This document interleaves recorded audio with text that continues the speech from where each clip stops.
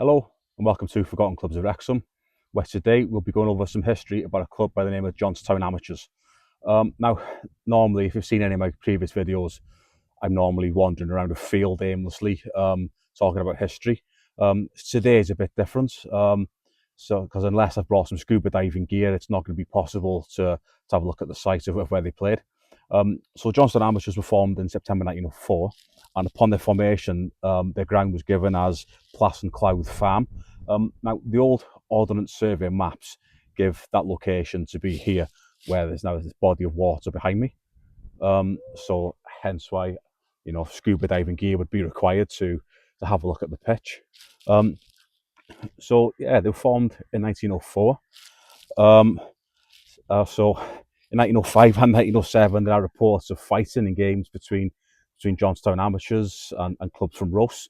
People think of like Victorian and Edwardian football as being gentlemanly amateurs, but that's absolute nonsense. You come across loads of reports of fighting in that sort of period as well. I mean, you've got coal miners, steel workers, what have you, been working all week. They're just having a kick off at the weekend. It's gentlemanly amateurs was the very early days by this point. No, it's very much a working class sort of game. So Johnstown Amateurs are quite prominent in Welsh football history due to the fact that they won the Welsh Amateur Cup twice. So in 1910, they reached the Welsh Amateur Cup final and they beat Bangor Reserves 2-1. The game was played at Sealand Road in Chester.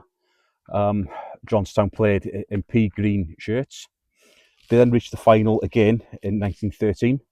The final in 1913 was played in Llanidloes as they played a club from South Wales. They played a club called Aberamon, who were based towards Aberdare, and Johnstown won 3-1. So Johnstown also played in the Wrexham League, the Wrexham District League, and they also played in the North Wales Alliance League. So in 1914, all football stopped due to the outbreak of World War One, and then that was the end of the club for a little bit. So in 1924, Johnstown Amateurs were revived, and they were based at the Travellers' Rest, which is the building behind me. It was a pub. It's now a solicitor's, I think it is, on accountants. So when they reformed, they played in green and white again, like the predecessor club, and they played on a pitch off Bangor Road. It doesn't say where on Bangor Road. It just gives Bangor Road. But obviously, it would have been in proximity to the pub, as the pub would have been used for meetings and as changing rooms.